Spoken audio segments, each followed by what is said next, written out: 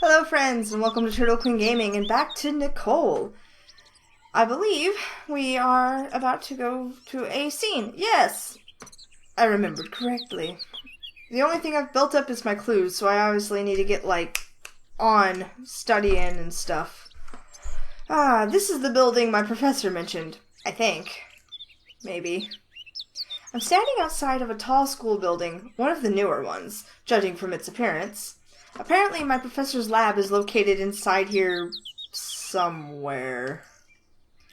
I kind of have this thing where I like to get to know my teachers as soon as possible. It was super easy in high school, and my teachers there said it would be a good habit to take with me to college.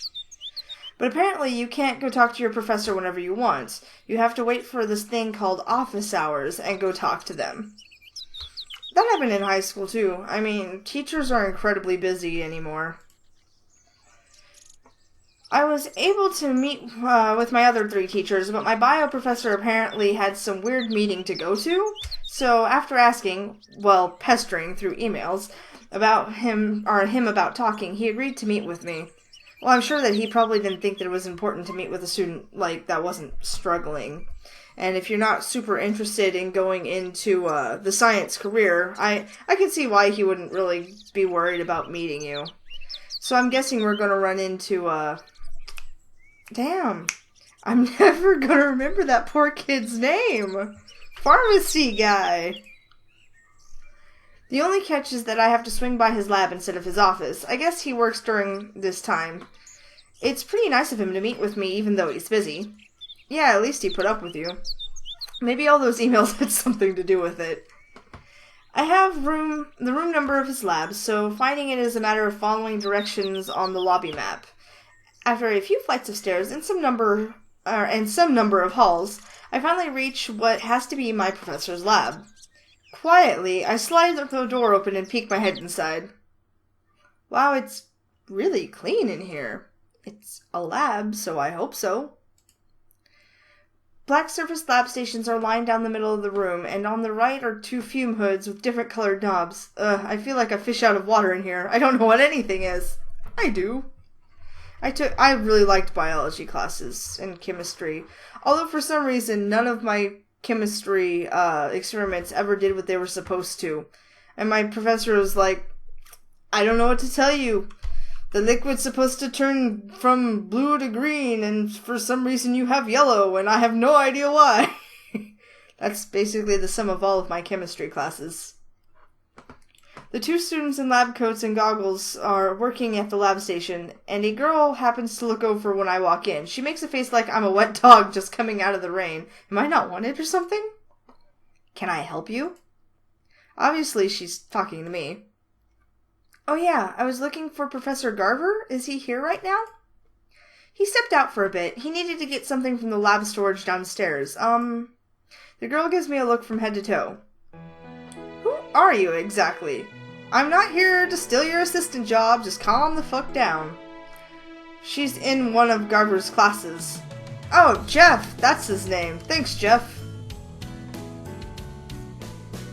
To my surprise, I see Jeff stepping up to greet me, his goggles pushed up into his hair.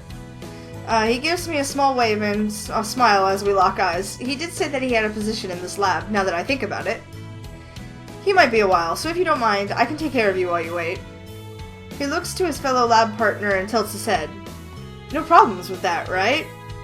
Just make sure she follows lab safety rules, Jeff. I guess she wouldn't want me to, spill something and wreck whatever they're doing. She leaves it at that and returns to her work. Jeez, I know I'm not some sort of sciencey person, but come on! What does she mean by lab safety rules? Jeff lowers his goggles over his eyes and taps the sides with his gloved hands. You're going to need one of these, a lab coat, and some gloves too. Just to, be around here. He takes a look at my feet. Oh, am I wearing flip-flops? And your shoes are... Oh, okay. And your shoes are closed-toed. Nice. Just put on what I told you and you'll be okay. Meet me at my station when you're done. I thought, 100% sure I would have been in, unlab-safe shoes. Jeff gestures to the back of the lab, bringing my attention to a rack of hanging lab coats, and then heads back to whatever experiment he was doing before I came and interrupted the piece. None of the lab coats are flattering, so I pick a medium-sized one and shrug it on eagerly. I never had a chance to wear one of these before, and it's just something about putting on a lab coat that makes you feel smart. After that, I snag a pair of lab goggles and gloves from the side and head over to Jeff. He's in the middle of overlooking a pair of beakers, so I take the opportunity to pull the goggles over my eyes. The elastic band snaps snugly around the back of my head. So, how do I look? Jeff looks up from his station and gives me a glance over. I strike a little pose in my lab coat and goggles, grinning. Perfect. You look lab ready. Yay! Okay, so what are you doing here? His lab station is a medley of beakers, test tubes, whatchamacallits, and various liquids already being heated on a hot plate. I take the opportunity to slip on the latex gloves at the site. I wouldn't want to get that all over my hands. I'm preparing to analyze chemical compositions. One of the main things we do in this lab is study the chemical constituents. Yes. Close. I know it's not right. Fuck. Soil, plants, water, and other materials. It's not exactly pharmacology, but it does have chemicals. Jeff loses me as his voice takes on this excited intellectual tone. I vaguely remember him sounding like this the last time we talked about chemicals. So, like, you just study what kind of chemicals are in the things? Jeff's smile hitches up at the corner. So, like, chemicals and stuff? That was a good one, Nicole, putting it so stupidly like that. You're funny! He called me stupid on purpose, while trying to be like, ha ha ha, you were making fun of me, weren't you? Now I can't, like, be like, no. Not stupid. He forces a few more laughs under his breath as he turns back to his experiment. I was actually serious, though. And wait, did he just insult me? Hey, what do you mean by that? Shh, this is the important part now. I watch as Jeff moves with the efficiency of an assembly line. He pours, measures, stirs, filters, and then goes back to repeat the process with the other chemicals. It's actually kind of amazing to watch, and I never thought I'd say that about someone working in a lab. Yep, that's our Jeff. I jolt as I hear the girl from before come up down behind me. She watches Jeff work with brief admiration before turning back to me. When he gets like this, it's hard to shake him out of it. You can say his name as much as you want and be like you said nothing at all. Dang, so he's really in the zone. You can say that. He's somewhat of a role model for the younger students in the lab, and even some of the older ones. Smart, precise, and worst of all, the guy is too nice to hate. Carver loves him, and he's always there to help if you need it. You don't think people like that exist, and then you meet someone like Jeff in the flesh, and you're like, dang, I really have to step it up, you know what I mean? Yeah, so what you mean is that Jeff is actually perfect. I flinch as I hear the crack of breaking glass behind me. Was that Jeff? Did Jeff hear me say he was perfect? What the? Whipping around, I see a mess of glass shards before Jeff's feet, and he's looking down at them all zoned out as if he hadn't realized what happened. Jeff, what happened? Did you hurt yourself? The other lab assistant grabs Jeff's arm worriedly, and her touch seems to bring him back to reality. Sorry, I was careless. That usually never happens. Oh, I distracted him. Jeff gestures to the corner of the lab at a container. The sharps container. Don't worry, I'll sweep everything up. Please go back to working, or I'm going to feel bad for disturbing you. Well, if you're sure that you're not hurt... She gives Jeff a final thorough look before returning to her station. Meanwhile, Jeff collects the dustpan and ham broom from atop the receptacle earlier. He sighs as he kneels down and starts sweeping all the broken glass into the dustpan. At least there wasn't any chemicals in the tube I just dropped. Jeff, are you sure nothing happened? Of course, Nicole. I was just careless is all. Sucks, but that's how it is, I guess. He's adorable. Uh-huh, right. Like I'm going to believe you accidentally dropped the test tube right after watching you in action like that. I point right at him. Something tripped you up. Jeff stops sweeping for a moment and stares down at the floor, hiding his face from my view. I couldn't help but overhear you two talking, is all. He looks up and smiles apologetically at me. Oh, I think I know what he's getting at. You didn't like that we were talking about you, huh? I know it's never anything bad, but it gets tiring hearing it all the time. He lowers his eyelids and starts grumbling under his breath. I mean, how would you like it if the rabble spoke about you like you were the main attraction of some tawdry back alley freak show? It's true, Wally's right there, but if you didn't zone out like that, they wouldn't talk like that. If you, like, you ever do the test where you put in headphones, but don't actually turn on any music just to see what people will talk about around you, what they wouldn't say to your face? Never say something behind someone's back that you wouldn't say to their face. Where did that come from? I didn't even think Jeff was capable of talking like that. Realizing what he said, Jeff nervously laughs. You know, something like that. Still, it doesn't distract him or me from that colorful statement of his. He must really not like being gossiped about. You should be flattered, it's annoying. You shouldn't be eavesdropping anyway.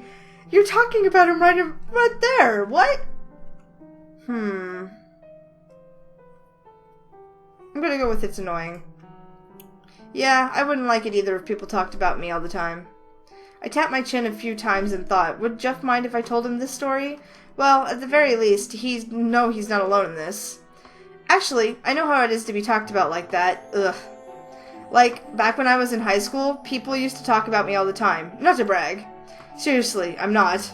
They'd say things about how well I did on the last test, or how nice I was the last time we went out to eat, that kind of thing. I liked it at first. It was nice being admired, but then it starts grating on you. It feels like you can't mess up. And it's like, hello, can you talk about something else, please? I'm not here for your amusement. It's so annoying. I anxiously twirl the end of my ponytail around my finger as I realize how long I've been going on. Geez, it's not like Jeff asked for a lecture. But yeah, what I'm trying to say is I get how you feel. So don't worry about it. I'd say just keep doing what you're doing and don't worry about what others are talking about. Isn't that easier said than done? The tone of Jeff's voice lowers and he stops sweeping. That's honestly rather admirable that you can shrug off other people's concerns so easily, but you shouldn't judge things based on your own terms. Jeff smiles, his usual tone of voice returns. It might be harder for some people, you know.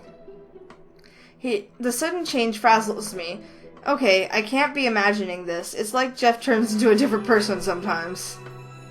Hey, I think of other people too. I was just trying to make you feel better. Oh, it worked. Oh, good. I'm glad it worked. That was what I was going for. Now that he's done sweeping, Jeff stands on his feet, holding a dustpan carrying glass. It's great that someone understands how it feels. Thanks, Nicole. I do feel better now. Oh. Well, okay then. I'm glad you are. I actually thought he was upset with me. Goes to show that all you need is a sympathetic ear sometimes. I wait by Jeff's lab station as he goes to dispose of the broken glass. It doesn't take long at all, but just as he's coming back, the door to the lab swings open again. Oh, welcome back, Professor. Professor, I turn and see my bio professor walking in. He's already wearing a lab coat, looking smart and sharp as usual. Wow, that didn't take long at all. Thank you. They'll be delivering the scales we need in a few minutes. They offer to calibrate them for us first. Garver's eyes fall on me, and he squints his eyes as though trying to remember who I am.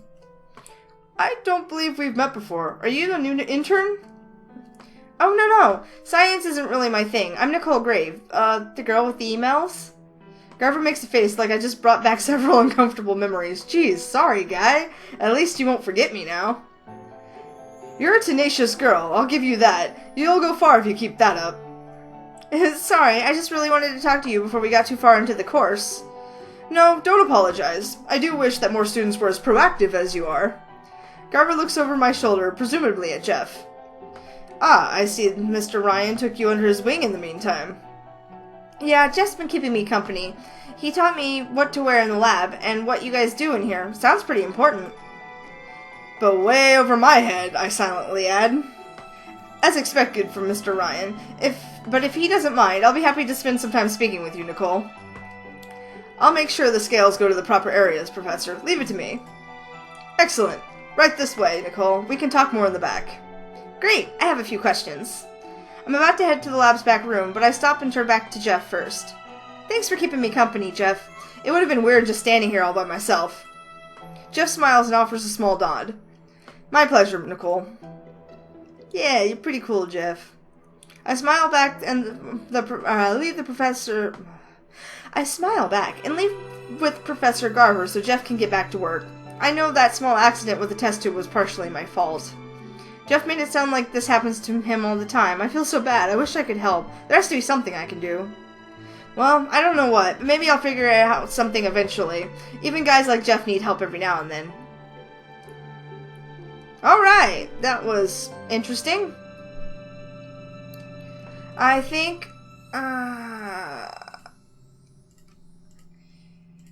well, I need more.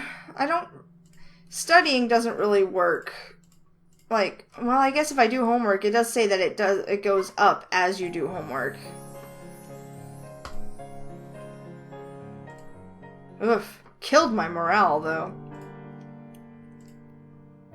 Besides difficulty level, moral and energy influence is the other stat increases. Zeal, diligence, anyway. When you do, yeah.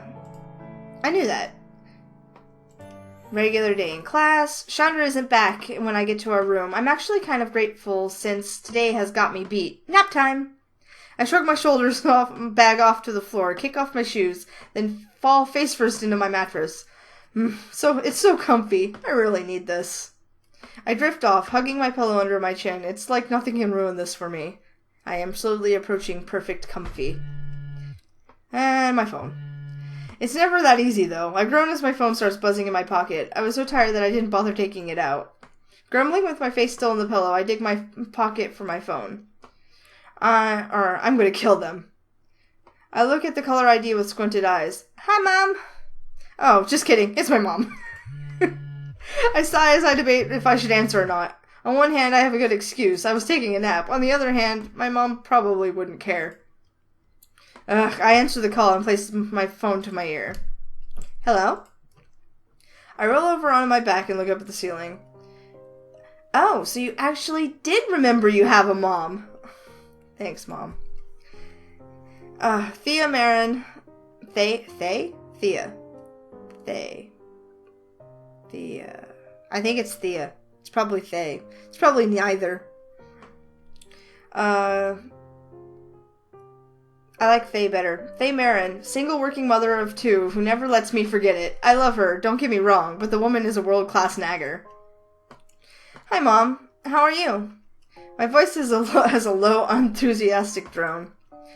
I just got home from the band booster meeting. You would not believe how expensive those new uniforms are going to be. It's just outrageous!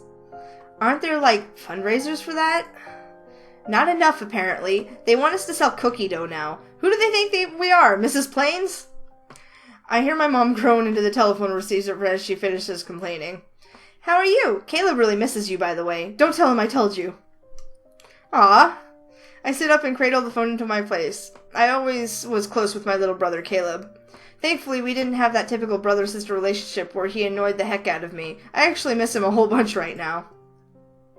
Tell him I miss him too. I'm doing fine. Classes are different. Like, there's no homework. Pretty weird.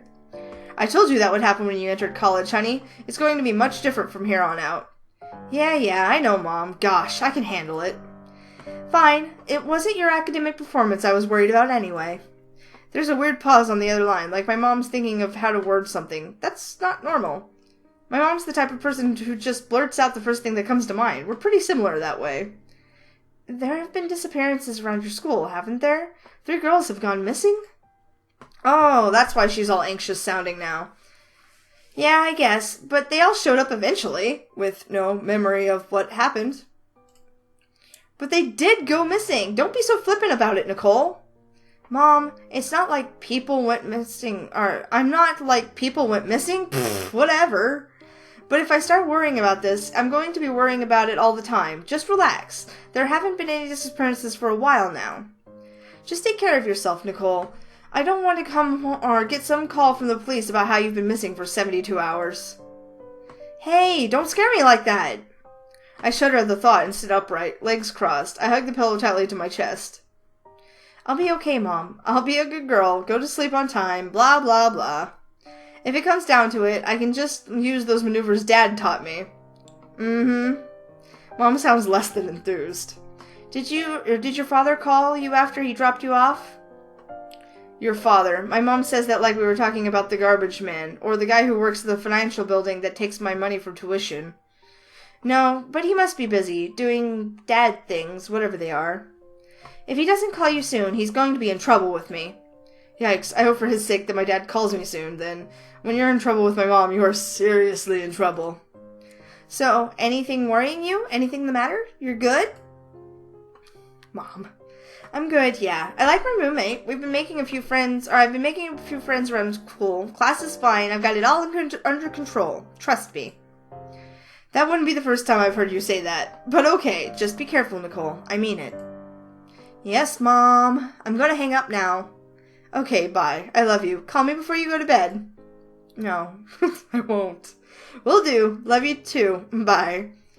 You're lucky if I remember to text you. I'm terrible at family relationships. They're like, my mom would be like, call me so I know you got home safe. She'll like call 3 days later and go, you never called me. Like, I know, forgot. And then I remembered, and then I didn't care anymore. I'm awful. I quickly hang up the call and drop the phone to my side. Man, my mom can be such a worrywart sometimes. I guess I understand.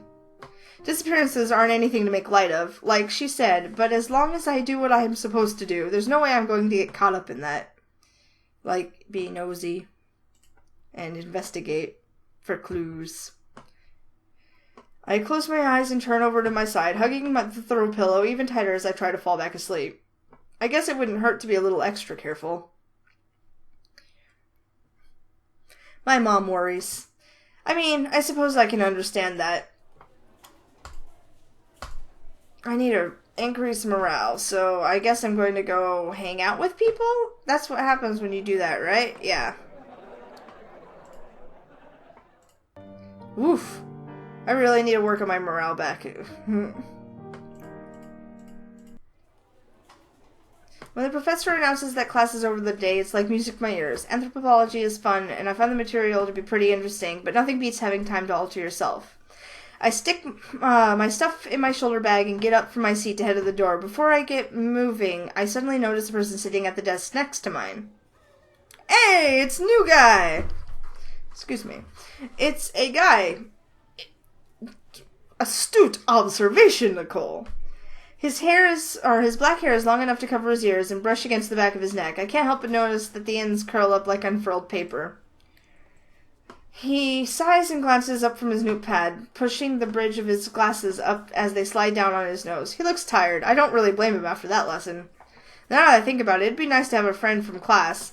I think this guy usually picks this seat, and he doesn't seem like a bad person. He looks kind of harmless, if I'm going to be honest. Well, no use standing here not talking to him. With a smile, I approach him. Hey, wasn't that lecture brutal? His reaction takes me aback. His eyes look big and round, and his lower jaw drops, like I'm speaking to a deer caught in my headlights. Before I can even question his behavior, he drops his gaze until he's staring down at the desk, hiding his face from my view. Oh, he's painfully shy. He is bespectacled boy. Yes, there was a lot covered today. His voice is so quiet that I reflexively lean in to hear him better. The movement startles him, and he pushes back in his seat. He's adorable! Dragging the feet to screech against the floor. I screw my eyes shut as I cringed at the noise. When I crack one open, I can see his face has grown a furious shade of red, and he's nearly trembling in his chair. Leave the poor kid alone! Sorry. No, it's cool. Really, I mean, accidents happen. I desperately think of a way to change the subject. The most obvious answer hits me. My name is Nicole. What about you? I tilt my head and wait expectantly. Hearing my name seems to calm him down a little, and he takes a few moments to compose himself before finally talking again. I'm Darren. So that's his name. I better stop calling him that guy then. Darren, got it. Make sure to remind me if I forget, okay? I can be flaky when it comes to names. I laugh a little to try to encourage Darren to loosen up. It doesn't work. As I awkwardly ease down my laughter, he's still as taut as a board. So, what do you think of the class so far? I pick a safe topic to talk about. You can't go wrong with talking about classes on a college campus. I like it. Thanks, Darren. Or maybe you can. That's all I get as a response, and it's only a few seconds later that I realize Darren isn't going to follow up with anything. He's killing me here. Cool, I do too. I read online that the professor can drone on for hours, though. Kinda sucks, but at least we only have to suffer through one. Yes, that's fortunate. Not the most social kid, is he? Predictably, he doesn't say much else. I don't think he's even said more than 10 words to me at a time. I don't get this. He's shy! Leave the kid alone! I have to go now. If you'll excuse me. Oh, sure, but... Bye. He doesn't wait for me to finish. As calmly as he's capable of, Darren rises from his desk and makes his escape, leaving me staring after him in amusement. I feel an odd mix of concern and just plain weirded out. What's up with him? He's shy! Why you gotta question it? He didn't even give me a chance to say goodbye. Rude. I don't think he dislikes me. He seems to just be shy, but it was like a whole other level of shyness. Yeah, the painfully shy kind. Maybe I shouldn't bother him too much. There are other people in class besides him. Still, it's disappointing to think that I scared him somehow. Grumbling to myself, I fish out my phone and log into my messenger app. Maybe there's someone online can listen to me vent. I scroll through my contact list until I see, until settling on one. It's Boix. We've been talking for a while now, and we eventually gave each other our email addresses after finding Roller's messaging service unnecessarily slow and awkward. I tap on his icon and tap out a greeting. I see you, Boix. So you have, and here I thought my cardboard box disguise was infallible. There you go, talking about nerdy games I've never played. FYI, I'm on my phone right now, so it might be slower than normal. No trouble. I'm also using a cellular at the moment. I roll my eyes. You learn quickly that Boix really loves using old-fashioned terms. Like, seriously. Who calls their cell phone a cellular nowadays? This guy does, and that's awesome! How was class? You did have class, yes? Yeah, it was okay, but can you say boring? I can say it in several languages if you don't mind me looking it up. You douche. I don't. Oh, also, I tried to make you friends. Results? I crashed and burned. Out in a blaze of glory? More like he ran out of the room in a hurry. I retell the story of my encounter with Darren to Boix, though I leave out the details of how scared Darren's name. Oh, how I scared Darren's name out of him. I think I should keep that teensy details for myself. I knew you could be overbearing at times, but this is certainly new. You're not helping my crappy mood here, you jerk. Yes, my apologies. Anyways, so now you wonder whether you should pursue the platonic relationship with this fellow. Basically. Let me ask you, after the impression he's left on you, how do you feel about him? That's a good question. Are you jealous? No, I want to know him better. He's shy, but it's adorable, and I'm sure he's actually a really nice guy once you get to know him. The best people that, you can get to know are guarded and in their shell, so to speak. I know it's going to sound really weird, but I want to get to know him better. Surprising. Most people would be put off by someone who ran out of the room at the mere sound of their voice. I'm going to hurt you. Your words cut sharp enough. Good, but seriously, I can't explain it. I can just tell, you know? It's a gut feeling. And what exactly is this gut of yours experiencing? That there's something more to him. Something that would be pretty cool if I get to know if I tried. All of this from a single encounter. I'm desperate for friends, okay? If I don't have anyone to talk to in that class, I'm going to go insane and die. That is so like you, always with the theatrics. I'm surprised you chose a major in law instead of the performing arts. Shut up, you know what I meant. Now are you going to help me or not? I don't recall offering any assistance. Surprise! I should have known. Well, the most I can do is advise you that forcing yourself onto him is not going to work. People like that need some time to get used to a person before they start talking more openly. Uh-huh. So I should keep my distance for now, but let him know I'm interested in being his friend? Exactly. Let him know you acknowledged him, but allow him to be the one to come to you. Once he includes you in his comfort bubble, his friendship should be in direct line of sight. Yeah, so just say hi, you know. Let him know that you still know he exists. Comfort bubble. Is it a big bubble? It's a small bubble. How small are we talking here? Like a proverbial hamster ball made specifically to fit a human being. I let out a low whistle. That is pretty small. So I wait until I see the bubble, then all I gotta do is aim and fire. Pew pew! Even though he can't see me, I'm shooting a gun, earning a few stares from people I walk past. Thanks a ton, Boix. I'm gonna try that. You're welcome, Hoto. I await the day you inevitably gloat to me about your success. What makes you so sure I'll get this done? You're following advice that I gave you. Wow, and here I thought you were modest. As you so aptly put before, surprise! He probably counted out the exact number of E's too, knowing Boix. Anyway, I have class in about 10 minutes, so I should head to the classroom. I'll speak with you later, Helta. I grin as I type out my goodbye. Unlike him, I have 2 hours before my next class, so I'm still free. I use the time to think about Darren and about the advice Boix gave me. I just have to get into his comfort bubble, huh? I can do that! My determination returns to me as I realize it's mostly thanks to Boix. He's always like this. Helpful, smart, and interesting to talk to. I do wonder how he knows how to reach this type of person so well, but I bet he's just had lots of experience with people.